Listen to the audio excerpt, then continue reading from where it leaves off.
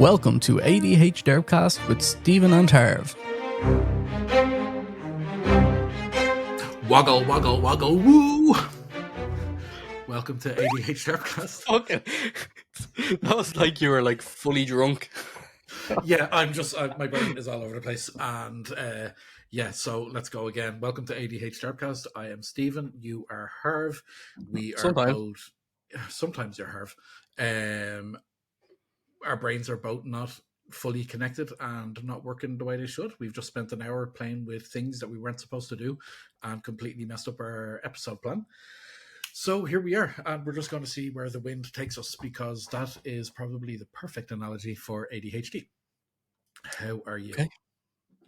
And I'm saying how are you to pretend that like we haven't just been talking for literally the last hour when we were supposed to be recording for that last hour. Well, it's just as bad as the time that we recorded an episode and forgot to record it. Did we forget to record it? Yep, there was one episode we forgot to press record. But we had like the video, but not the audio or something. We had the audio, but not the video. The audio recorded directly, but we didn't have video. Yeah. I don't think we've used that yet. But anyway, that's neither here nor there. How are you doing? I'm not doing too bad. Can we need a segment. That's what we need. We need a segment. What's wrong with Harv this week? A segment. A little theme tune. Do I have any theme tunes on the show? What's wrong with Harv? Oh man, I wish I had some bloody stuff set up on this thing now. I just gave you one there. That was gold. You need to start using this stuff because it's so funny. Except we got feedback to not. Yeah, but we also got feedback too as well. Oh, I hate people. Who are you supposed, like when you're a people pleaser, who are you supposed to listen to them? You can't hear that actually, can you? No, I can't. God damn. If I can't, that means the great vast people can't either. Hang on. Don't mind me. We're having a live example of a rabbit hole. We're not gonna. Yeah. We say we can edit it out, but we're not gonna.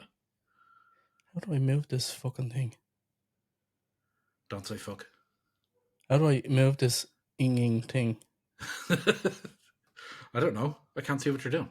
Why? So I'm pressing the sound effect things on the roadcaster. Yeah. But they're all muted. Why are they all muted? Oh yeah. You have to assign them. Remember we ran it, you have to assign them to like the headphones or the mic or something. Because remember you had the monster voice assigned to your mic, but not to my one. And to use them, you have to assign what way the sound is going to come out or something. Yeah, I know what you mean. I think it's actually not that, but I know what you mean. But you helped me to figure out what the actual problem was. Well, that's good. I'm glad that was useful. Broken response got you to where you needed to be. Good work, Stephen. Oh, God. Okay, so now we've used that. We're probably never going to use it again. I'll completely forget we have it. Yeah, same here. So what's wrong with her? Oh God, I forgot that's how we got to there. I'm currently dying with a throat infection and an ear infection. So antibiotics, painkillers, eardrops, just completely run down, which isn't helpful with the situation with the meds as well. So at least I don't have anything crazy going on. So I'm happy about that. But I'm feeling good. I'm feeling positive, and I'm feeling kind of, optimistic about everything. So, in terms of things wrong with Harv, that's actually fairly low level. It's just like you've got a bit of an ailment, you've got a bit of a sore throat, and it's something that flat 7-Up won't fix. Yeah, exactly. We've also learned that when we're doing our eardrops, we don't send photos while we have droplets of milk in our beard. Rachel was like laughing at me, but anytime I have cereal, I don't eat cereal an awful lot because I'm not really much of a fan of milk anymore. But I always get milk in my beard, regardless of the situation or what I'm eating or whatever it is. Every single time there is milk in my beard from the get go. And she came over to do my eardrops, or I think I went over to her to do my eardrops, and she's doing them. I have to tilt my head like completely sideways. She's like, "What? Why is there milk in your beard?" I'm like, "There's always milk in my beard. It's just like common knowledge. I can't believe you've been my wife for this long, and we've been together for 13 years, and you don't know about milky beard." But then Now, stupidly, Harvey sends the picture to Stephen saying, "Oh, I just got my eardrops done and I feel like shit." And of course, I have a milky beard. And Stephen runs straight to his bedroom to enjoy that picture. it's firmly logged and lodged in an image repository or bank of some description, we might say. God. I got to show the picture here, but I think what we should do is when this is being edited, I think we should have the picture on screen for I other don't people think that's to. reasonable. I think it's incredibly I think reasonable. I think that amounts to some sort of abuse. Where's that HR? Fuck's sake. Milk. Jesus Christ. Okay. That's a new level of personal sharing now. I don't oh my god. So yeah, that's what's wrong with Harv. So Oh, what's Jesus. Oh, what's wrong with what's wrong with Stephen? Harv is not a whole lot actually. I keep taking on and off my glasses because frankly it's too warm in this bloody room to wear them. I know So glasses, first thing I take off when I'm really, really warm. Leave the hoodie on, leave the big headphones on, but glasses, no, that's too much. trouser and It's shoes, because keep them they on. steam up. I know. For I me, like hate that. it's all up around here, it just steams, and it's like, well, now I can't see fucking anything. I got glasses when COVID hit. Like literally just started having glasses. I think it was maybe just before. No, it was actually during COVID when I finally got the glasses. I think I did the test before COVID started. Yeah. And I got the glasses themselves after COVID had come in and we were locked down and you had to wear masks everywhere. But Yeah. like literally going into a shop and not being able to see anything, like you have to take your glasses off. It was I remember the impossible. way, because your breath would be coming up the corners of the mask Yeah. and like fogging up your glasses. I used to go around with my glasses like this. Yeah, same here. So Or like you'd have to the glasses over the mask, like so you'd have your. Let's see if I have anything I can use. Yeah, I do. So you'd have your mask like that, and you'd have your glasses like that over the mask to try and see something. Yeah. But yeah, or that you actually, both me and Graham wear glasses, so that used to be the first test on the masks we'd buy. Would be like, how did they fuck up? But yeah, that was what's wrong with Stephen this week is that I have made some pharmacological decisions with my medical professionals. I was thinking for a long time because, so basically, to give the overall story, I was initially diagnosed with GAD, or generalized anxiety disorder. Following that, I was diagnosed with ADHD. Sorry, I forgot what the word was there. And I'm medicated for both. The generalized anxiety disorder medication is ridiculously strong. It's really, really, really, really good medication for what it does. Really helped me. And I went on that in 2020, I think it was. Fantastic medication, and it made a lot of difference to my life. But the side effects were aggressive, to say the least. Okay. The main, like, first of all, you have to do a loading dose, which lasts about 6 weeks because it takes a while to build up in your system. It's different to ADHD, which has a very short half-life, which means it goes into your system and leaves your system in a really relatively short space of time. Yeah. The medication for anxiety, or SSRI as they're called, selective serotonin reuptake inhibitors, work in a different way, and they take quite a while to build up, and it affects. It can, like when you're on it can affect mood. It can affect appetite. For me, there were particular sexual dysfunction issues at the start. And there were some that kind of continued on while I was on the medication that had to be dealt with my doctor. But that's very, very common. And anyone who's on SSRIs will be common with those side effects. It's Yeah, that's what I was going to ask. well, That yeah. was that expected, or was it well known? You know, Extremely well known. There's like I've seen hundreds of TikToks. I'm sure you have. That I'm not going to elaborate on about those particular side effects. But it's very, very well known that's Probably not issue. just TikToks, eh? Well, the thing is, you wouldn't be looking at adult entertainment with that particular subject matter, because a lot of times that kind of desire can completely disappear, and that's one of the side effects. Okay. It's very, very common that all sexual desire just gone.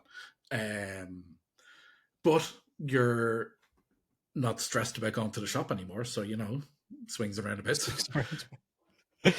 Yeah. But no, I consulted with my doctor about it, and the pros very much outweighed the cons, and the cons were mitigated in other ways and things like that. And that's like it's its whole own subject, and it's one of the ones I kind of want to discuss on if I do a solo video, because it's a very common one, and it's one that people don't talk about very openly. Yeah. Like those side effects are like there's a lot of shame and there's a lot of stigma around those side effects. But the side effects are caused by medication. But so I don't feel there should be a shame. So I try and talk about it openly. In fact, I've talked about it openly with you off air and with our fellow ADHDer Stephen Daly. I try and talk as openly as possible. I try and talk as openly as I can to try and destigmatize those things. But and that's not easy. I can tell you now, if I was going through some stuff like that, I would find it very, very difficult to talk about stuff like that. Now, having said that, we can talk about other things that I did find very difficult to talk about later down the line. But go ahead. Okay, yeah, we'll come back to that. But I'm going to actually write that down. That's going to be the first thing that's going to be new this time. Find the whiteboard. Come back to Harv. Difficult. This will probably not be edited out. Difficult talking. There we go. Okay, so I try and destigmatize that as best I can. Now, and that's, as you said, it's not easy to do that. That's not just a switch you turn on and off in your brain to go, oh, I'm just going to be okay about talking about this now. I went on this medication in 2020 and went through quite a personal journey of realizing what that meant for me, what it meant for my life, all that kind of stuff. And it's now 2024 and I'm trying to talk about it openly. But I've now made the decision that what if the anxiety symptoms that I'm experiencing are also connected with ADHD. So I talked to, again, medical professionals, and we decided, let's give it a go. So let's try and come off the SSRI that I'm on and see if the ADHD medication manages it and helps it out and kind of covers the anxiety side of things, because my anxiety is chronic when I'm not on medication. Even the fact that thinking to even explore that, like, how did you explore coming off it, or there was let's say that event is related to the sexual dysfunction stuff, and we'll leave it there. Okay. This would be the kind of thing, if we ever decided to do something like Patreon episodes, that would be a topic we'd discuss on the Patreon episode. And we'll leave it there. But yeah, there was a watershed moment, let's say, or lack of watershed moment would probably be a better way of saying it. Just in case people can't glean the meaning from that. But yeah, so I consulted with medical professionals. We decided that we were going to try and wean me off it. Now, the process to wean off the medication, because it's not like Ritalin, which you found out through upsy downsies that you can just come off it on a day's notice. And there's no, while there is withdrawal and there is side effects, there's no actual withdrawal per se. Yeah. It leaves your body that same day. But with SSRIs, if you come off it, because your brain essentially becomes dependent on it because it's working directly with brain chemistry and all things that I don't understand, we need to talk to a pharmacist. We need to talk to a pharmacist on an Well, episode. as luck would have it, we have a pharmacist lined up to come on Don't soon. give away too much. No, I'm not Where saying that's going to anything. be its I'm own just thing. saying we have a pharmacist waiting in the wings for when we get our shit together to actually organise to have them come on and have a chat. So Yeah, definitely we will talk about that. So that you one's going to mentioned, be very. yeah, you mentioned SSRI, right? Serotonin reuptake inhibitors. Selective serotonin reuptake inhibitor, yeah. Okay, so it inhibits the reuptake of serotonin Yeah. selectively. So essentially, serotonin gets reused in the brain. Like, this is a super layman version of that. Yeah. It gets reuptaken into the brain. It gets reused, and as far as I understand it, that makes it less effective. So this medication blocks that from happening. So forces the brain to like make more. I imagine. So you get fresh serotonin. Okay.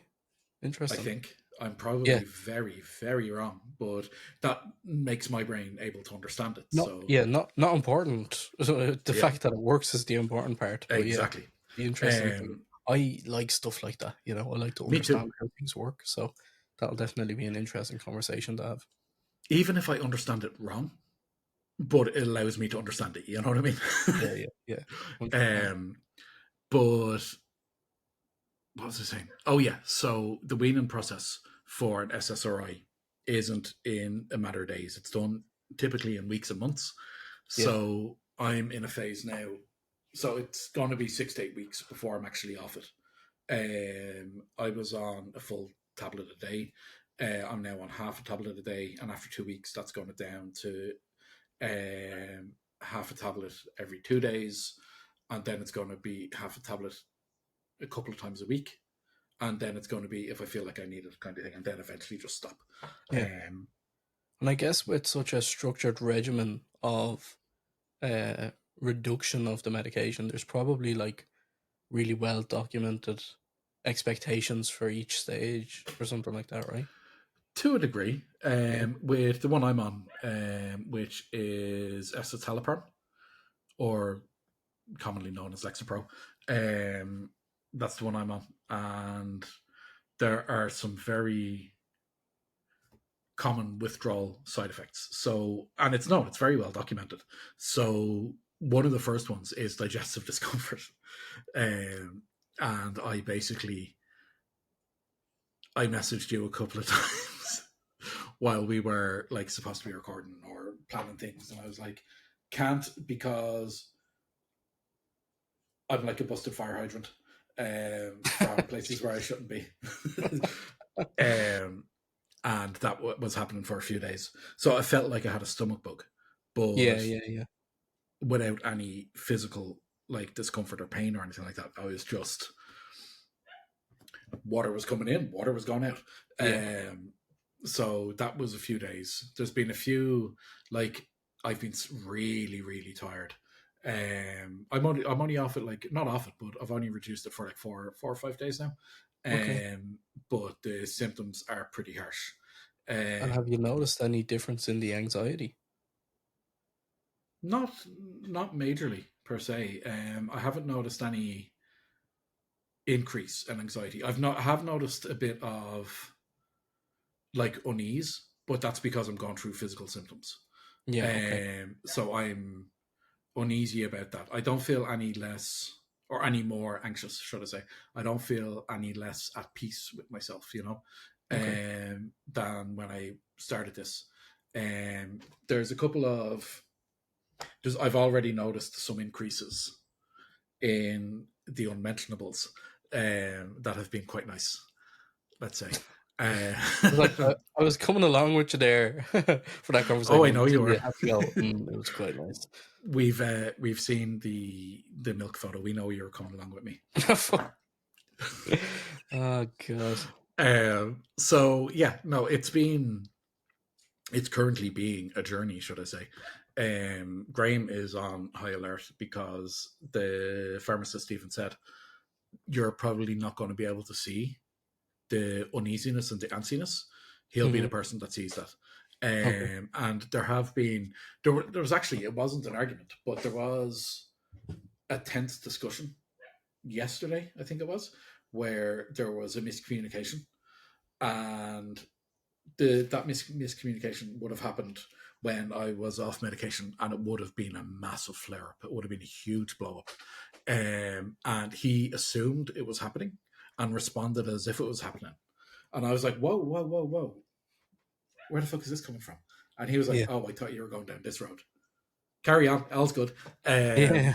So it was weird because that would have normally been a major situation and it just wasn't. Yeah. So I think he was almost kind of expecting that Mm. he was going to see a massive increase in the way I used to be. And he didn't. So that's nice. But that's, again, it's an ongoing thing. It's still fairly early days. But yeah, that's where I'm at. So far it's looking nice. I think while I'm a big advocate for pharmacological solutions to these problems, and I think they work, and I don't think they should be discouraged, I Yeah. also think that if you can operate at your optimal without them, then you don't need them. So they're great for what they're great for, but if you don't need them, you don't need them. So if Yeah. I And don't need them, I'll be very happy. yeah, it doesn't even need to be your optimal. Like if you can operate at a level that you're happy with, Yeah, that's you know, probably a better way to say it. I think I'd be quite similar in that sense. You know, like when I was first diagnosed with ADHD, even before I was diagnosed, I went into the process saying I don't want to take medication for it. I want to understand what the problems are and how I can fix them in a kind of, you know, methodical, data-driven way. This is how I'm affected by it. These are the things that I can put in place to fix them. And as we spoke about before, I went through the psychological psychological assessment first, and got all of those tools and resources, and they did SFA to help me with the things that I needed help with. So then, obviously, I looked into the medication, and it was life changing. You know, Yep. I can't explain how life changing it was to go from what I was to what I became on the medication. And before I started it, I couldn't comprehend how people could say it was life changing, you know? Yeah. And it's a very difficult thing to be able to articulate to people how much your life changes. Even though Yeah. the changes are so tiny. They're so tiny and so minuscule. You might not even notice them, you know, as you're going through these processes. Or you're doing the titration process, you're changing medications, you're doing those experiments with different medications or whatever. And it gets to a point where you're almost like just a completely different person. You're still you. Your Yeah. personality hasn't changed, but your effectiveness, your productivity, your awareness, all of these different aspects of your life have been amplified to a degree where you're like at the baseline of everybody else who doesn't have ADHD, and it's mind blowing to be like, how do people live like this for their whole lives Yeah. when you're looking at it from the outside? Like, so yeah, Now, one thing I will say is because we've talked a lot about you like dive bombing into demedication again through no choice of your own, and how it's affected you and how it's like affected your productivity and all that kind of stuff. yeah, One thing I've noticed lately is you're starting to level back out again. Yeah. It's like you're over the shock, and you're starting to re-implement the coping skills that you had before medication, but you're implementing them with this new knowledge of ADHD. So you're able to, you're able to bolster them or strengthen them. Yeah, I feel like And that's probably what it looks like from the outside, but from behind the curtain, none of you that is feel like a actually happening. snapball. Yeah. Yeah, no, none. I can see, even sitting here having this conversation, I can Yeah. see and feel the difference from the last 2-3 weeks. We've had conversations, even being able to come into the office and tidy up and get stuff ready for today. Yeah. That's very different to how it was the last few weeks. But I'm not sure if we mentioned this. I had a conversation with my pharmacist, and asked her, is there anything that can help me? My energy levels are completely shot. My brain fog is through the roof. My fatigue is through the roof. Is there anything you'd recommend? And she kind of put it to me that this is because you're coming off the medication. This isn't, the baseline that you had before you started the medication, which I thought that it was. Like, I've no medication now. I'm back to what I was like before, but obviously I wasn't, because I'm able to. I was able to do things before I Yeah. had medication, and for the first 2 or 3 weeks after I was taken off the medication, I couldn't do anything. I was literally a potato, and we spoke about it. We discussed it. You're well aware, and Rachel's well aware. Um, but it was But really interesting. I was thinking something Mm, that we discussed on a previous episode, where we were talking about how I had severe withdrawal when I wasn't able to access Ritalin for a week. yeah, And you were like, "Oh, that doesn't happen to me because I take it as needed, so I don't actually take it every day. So I don't think I'd go through withdrawal." Wrong. yeah, So I think we've learned now that what you experienced with that complete crash is what I yeah. experienced that week. I just had physical symptoms along with it because that's how my body deals with things. Yeah, You so know. like the first time that I kind of came off the Ritalin, we were going away for the weekend or whatever it was, and I wanted to be able to have a drink and relax. Yeah. But I was on quite a low dose. I think it was probably on 15 milligrams twice a day or whatever it was. And I came off it for a week or so at that stage. And, I didn't have any major side effects. But also, I wasn't in the middle of, the most stressful week of a master's. I didn't have any active interviews that I was really stressing out preparing for. Um, I didn't have a baby on the way. All this kind of stuff. I didn't have a podcast to try and run.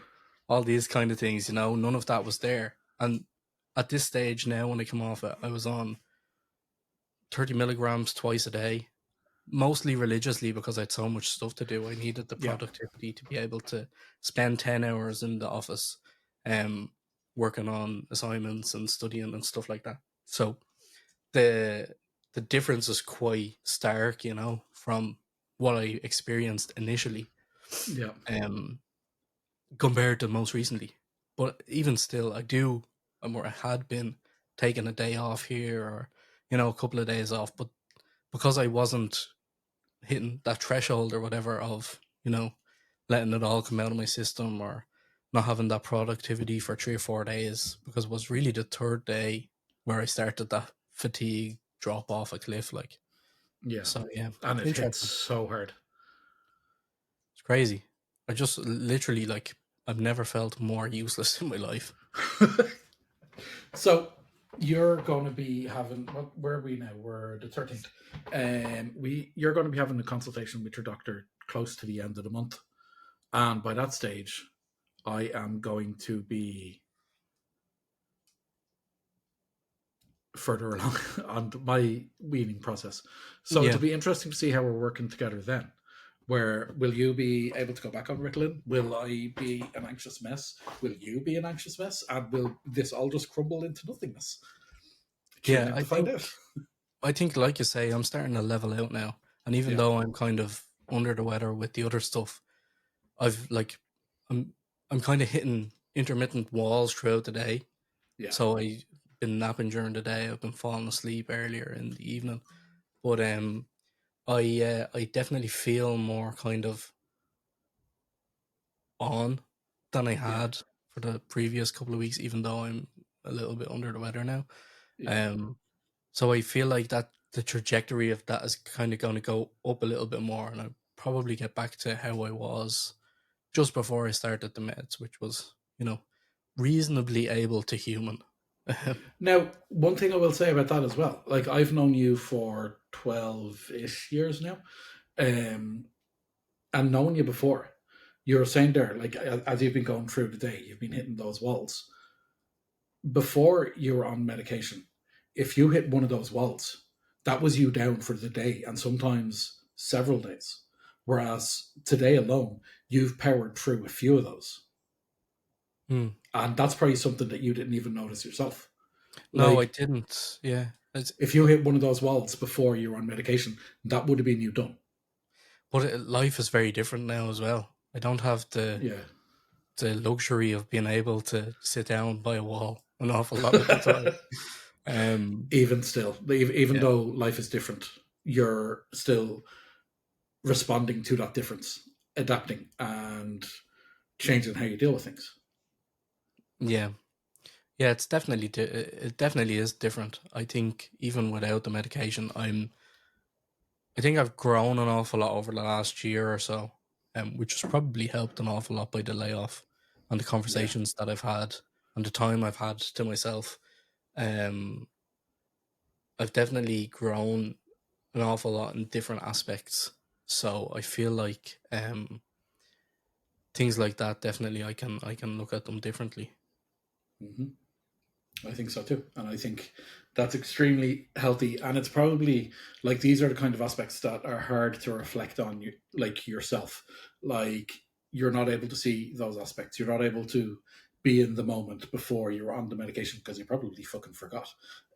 Yeah, And how you are now and how the two things compare. So it takes someone on the outside to kind of help you reflect on those kind of things. And that's kind of what we're trying to do with this podcast as a whole. We're trying to help each other reflect, but with that, trying to help other people reflect because if we're yeah. going through these things, so are other people. And you mentioned like I probably forgot the stuff before the medication, Yeah. which is kind of a bit mind blowing when you think about it. But last night I was stressing out so bad going to sleep because I kept remembering things, just random memories. Like one thing popped into my head from Jesus, what was it?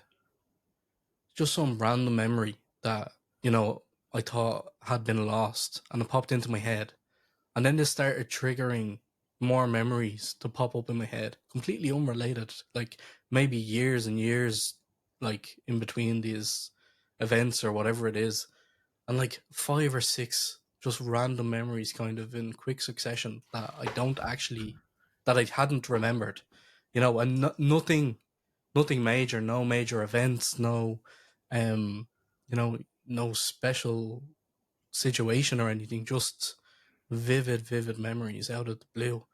And it stressed me out because I was like, if I start remembering loads of these things, I'm not going to be able to sleep, for one. But for two, I'm probably going to start remembering things I don't want to remember. Fair. um, you know? Uh, so that was really strange. And I considered whether that was down to coming off the medication and like what would have triggered this kind of onslaught of random, strange memories, almost as if like a little treasure chest, dusty treasure chest, had been wiped off and opened up, and just these Okay. random kind of things started fluttering out. It was so strange. It was really, really weird because I don't have any memories, like maybe five or six true memories. So to have so Yeah. many different ones come back all of a sudden out of the blue was pretty crazy. I'm sure there's some sort of like neurochemical reason for why that would be triggered. And my personal feeling for that would be that has to be linked to the medication or the fact that you're rebalancing after the medication. Yeah, so weird. That was the first thought that came to my head, because nothing else has really changed. Yeah. Obviously, I'm on the antibiotics and stuff like that, and I'm kind of run down and sleeping a bit more and stuff like that. But yeah, like so weird, so weird. I'll be interested to see if that continues. And now because we're talking about it, I'm going to go up to bed in a couple of hours and be like, my brain's going to be sitting there. Here's come on, another Brian, one. let's Here's go. another one. Here's another one.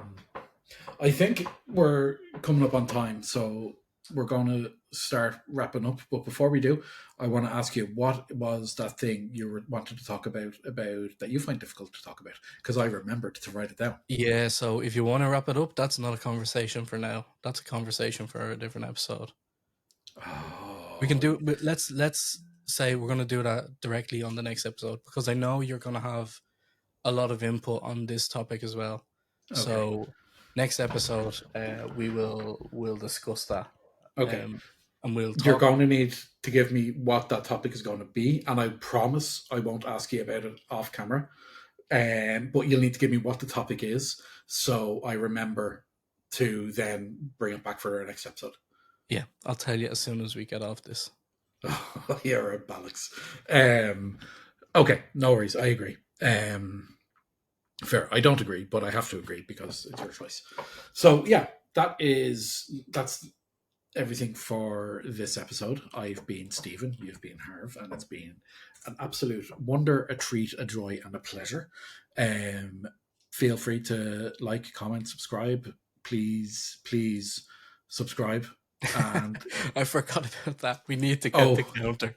I will never forget about that until it happens. And the thing is, when it happens, there's going to be another goal. And you know what? When I'm editing this tonight, well, no, what time is it? When I'm editing this tomorrow, I'm going to put in a little counter thingy. Yeah.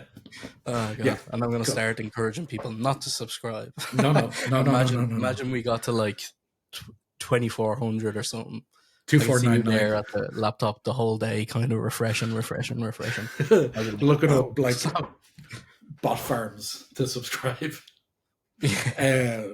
Yeah, so like, comment, subscribe, give us any feedback. We are hoping that when this episode comes out, that we're going to have something fun and new to try that same day. We don't know if it's actually going to happen yet, but wait and see. And it is going to happen. It is going to happen, and we're going to plug it right now, because we're going to do it directly after this episode comes out.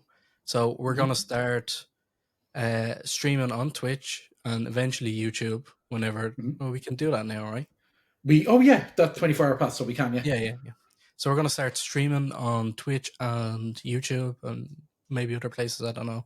And we're going to play some games, video games. I'm going to start off with Minecraft, because Steven's a complete noob and he needs some help. So we're going to set up a server and get some mining done, mining and crafting.